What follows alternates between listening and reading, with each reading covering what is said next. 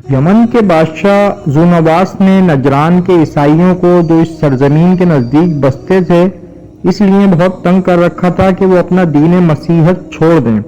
اس عظیم جرم کے بعد دوست نامی ایک شخص ان میں سے اپنی جان بچا کر نکل گیا اور وہ قیصر روم کے پاس جو مسیحیت پر تھا جا پہنچا اور اس کے سامنے یہ سارا ماجرا بیان کیا۔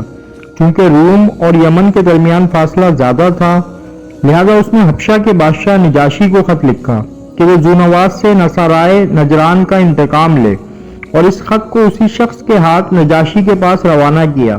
نجاشی نے ایک بہت بڑا لشکر جو 70,000 افراد سے زیادہ پر مشتمل تھا اربات نامی شخص کے کمان میں یمن کی طرف روانہ کیا۔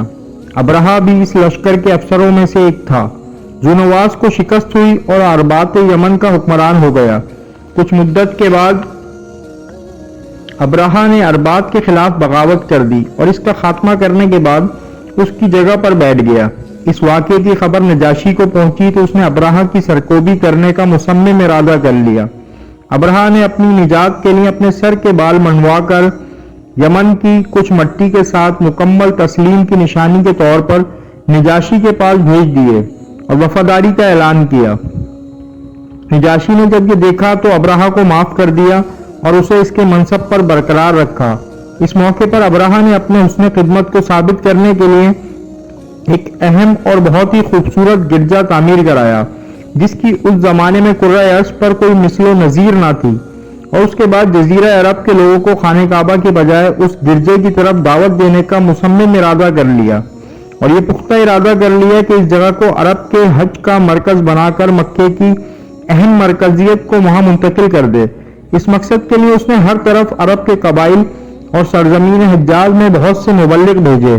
عربوں نے جو مکہ اور کعبے کے ساتھ شدید لگاؤ رکھتے تھے اور اسے ابراہیم علیہ السلام کے آثار میں سے جانتے تھے، اس سے خطرہ محسوس کیا۔ بعض روایات کے مطابق ایک گروہ نے وہاں جا کر مخفی طور پر اس گرجے کو آگ لگا دی، اور دوسری روایت کے مطابق بعض نے اسے مخفی طور پر گندا اور ملوث کر دیا، اور اس طرح سے انہوں نے اس عظیم دعوت کے مقابلے میں شدید رد عمل کا مظاہرہ کیا اور ابرہہ کے عبادت خانے کو بے اعتبار اور حقیر بنا دیا۔ ظاہر ہے اس پر ابرہہ کو بہت غصہ آیا اور اس نے خانہ کعبہ کو کلی طور پر ویران کرنے کا پختہ ارادہ کر لیا۔ نعوذ باللہ۔ اس کا خیال تھا اس طرح وہ انتقام بھی لے گا اور عربوں کو نئے معبد کی طرف متوجہ بھی کرے گا۔ چنانچہ وہ ایک بہت بڑے لشکر کے ساتھ، جن میں سے کچھ لوگ ہاتھیوں پر سوار تھے، مکے کی طرف روانہ ہوا۔ جب وہ مکے کے قریب پہنچا تو اس نے کچھ لوگوں کو مکے والوں کے اونٹ اور دوسرے اموال لوٹنے کے لیے بھیجا۔ ان میں سے 200 اونٹ عبد المطلب بن ہاشم کے بھی لوٹ لیے گئے۔ ابرہہ نے کسی آدمی کو مکے کے اندر بھیجا اور اس سے کہا کہ رئیس مکہ کو تلاش کر کے اس سے کہنا کہ ابرہہ یمن کا بادشاہ کہتا ہے کہ میں جنگ کرنے کے لیے نہیں آیا، میں تو صرف اس لیے آیا ہوں کہ اس خانہ کعبہ کو ویران کر دوں۔ اگر تم جنگ نہ کرو تو مجھے تمہارا خون بہانے کی ضرورت نہیں ہے۔ ابرہہ کا قاصد مکے میں داخل ہوا اور رئیس و شریف مکے کے بارے میں دریافت کیا۔ سب نے عبد المطلب بن ہاشم کی طرف رہنمائی کی۔ اس نے عبد المطلب بن ہاشم کے سامنے ماجرا بیان کیا۔ عبد المطلب بن ہاشم نے بھی یہی جواب دیا کہ ہم میں تم سے جنگ کرنے کی طاقت نہیں، رہا خانہ کعبہ تو خدا خود اس کی حفاظت کرے گا۔ ابرہہ کے قاصد نے عبد المطلب بن ہاشم سے کہا کہ تمہیں میرے ساتھ اس کے پاس چلنا پڑے گا۔ جب عبد المطلب بن ہاشم اس کے دربار میں داخل ہوئے تو وہ آپ کے بلند قد، حسین چہرے اور حد سے زیادہ رعب اور دبدبے کو دیکھ کر سخت متاثر ہوا، یہاں تک کہ ابرہہ ان کے احترام میں اپنی جگہ سے اٹھ کھڑا ہوا اور زمین پر بیٹھ گیا اور عبد المطلب بن ہاشم کو اپنے پہلو میں بٹھایا، کیونکہ وہ نہیں چاہتا تھا کہ انہیں اپنے ساتھ تخت پر بٹھائے۔ اس کے بعد اس نے اپنے مترجم سے کہا کہ ان سے پوچھ کہ ان کی کیا حاجت ہے۔ آپ نے مترجم سے کہا میری حاجت یہ ہے کہ میرے 200 اونٹ تیرے لشکری لوٹ کر لے گئے ہیں، تو انہیں حکم دے کہ وہ میرا مال واپس کر دیں۔ ابرہہ کو ان کے اس مطالبے پر سخت تعجب ہوا اور اس نے اپنے مترجم سے کہا ان سے کہو جب میں نے تمہیں دیکھا تھا تو میرے دل میں تمہاری بہت زیادہ عظمت پیدا ہوئی تھی، لیکن جب تم نے یہ بات کہی تو میری نظر میں تمہاری توقیر گھٹ گئی۔ تم اپنے 200 اونٹوں کے بارے میں تو بات کرتے ہو، لیکن کعبے کے بارے میں جو تمہارا اور تمہارے آباء و اجداد کا دین ہے اور میں اسے ویران کرنے کے لیے آیا ہوں، بالکل کوئی بات نہیں کرتے۔ अब्दुल मुत्तलिब बिन हाशिम ने कहा, मैं ऊँटों का मालिक हूँ और इस घर का भी एक मालिक है, वो इसकी हिफाजत खुद करेगा। इस बात ने अब्राहा को हिला कर रख दिया और वो सोच में पड़ गया। अब्दुल मुत्तलिब मक्के की तरफ आए और लोगों को इत्तला दी कि वो पहाड़ों में पनाह गजी हो जाए और आप खुद एक गिरोह के साथ खाने काबा के पास आए ताकि दुआ करें और मदद तलब करें। आपने खाने काबा के दरवाजे की जंजीर में हाथ डालकर मशहूर अशार पढ़े, जिनका तर्जुमा यह है, खुदाया हर शख्स अपने घर की हिफाजत करता है, तो अपने घर की हिफाजत फरमा। ऐसा कभी ना हो कि किसी दिन उनकी सलीब और उनकी कुदरत तेरी कुदरतों पर गालिब हासिल कर ले, और अपने शहरों की तमाम तवानाई और हाथी साथ लेकर आए ताकि तेरे हरम के साकिनों को कैदी बना ले। खुदाया हर शख्स अपने घर वालों का दिफा करता है, तू भी अपने हरम अमन के रहने वालों का दिफा कर।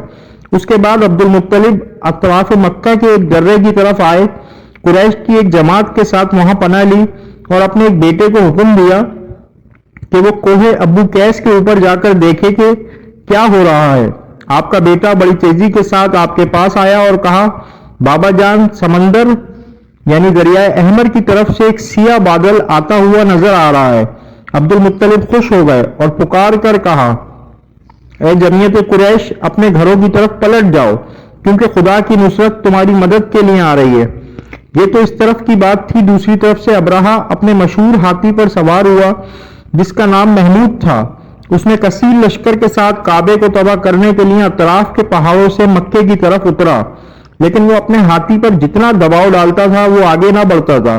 लेकिन जब वो इसका रुख यमन की तरफ करता था तो वो फौरन चल पड़ता था। अब्राहा इस वाक़े से सख्त मुताज्जिब हुआ और हैरत में डूब गया। इसी असना में समंदर की तरफ से गौल के गौल और झुंड के झुंड छोटे छोटे परिंदों के आन पहुंचे, जिनमें से हर एक के पास 3-3 कंकरियां थीं, एक एक चोंच में और 2-2 पंजों में, जो तकरीबन चने के दाने के बराबर थीं। उन्होंने ये कंकरियां अब्राहा के लश्कर पर बरसानी शुरू कर दी। ये कंकरियां जिस किसी को लगती वो हलाक हो जाता, और बाज ने ये कहा है कि ये कंकरियां उनके बदन पर जहां भी लगती सुराख कर देती थी और दूसरी तरफ निकल जाती थी। इस वक्त अब्राहा के लश्कर पर एक अजीब व गरीब दहशत तारी हो गई। जो जिंदा बचे वो भाग खड़े हुए और वापसी के लिए यमन की राह पूछते थे, लेकिन मुसलसल खिजा के पत्तों की तरह सड़क के बीचों बीच गिर जाते थे। एक पत्थर खुद अब्राहा के आकर लगा और वह जख्मी हो गया। इसको सनआ यमन के पायतख्त की तरफ वापस ले गए और वो वहां जाकर हलाक हो गया। जब अब्राहा और इसके लश्करों का यह अंजाम हुआ तो अब्दुल मुत्तलिब पहाड़ से नीचे उतरे और खुदा का शुक्र अदा किया। उनकी इस करामत का दूर दूर तक चर्चा हो गया और तमाम अहले अरब इनको एक खुदा रसीदा बुजुर्ग की हैसियत से काबिल एहतराम समझने लगे। उम्मीद करते हैं तारीख इस्लाम का ये वाक़या आपको पसंद आया होगा। ऐसे मजीद वाक़यात को सुनने के लिए हमारे चैनल को लाइक करें, सब्सक्राइब करें और कमेंट करें। शुक्रिया।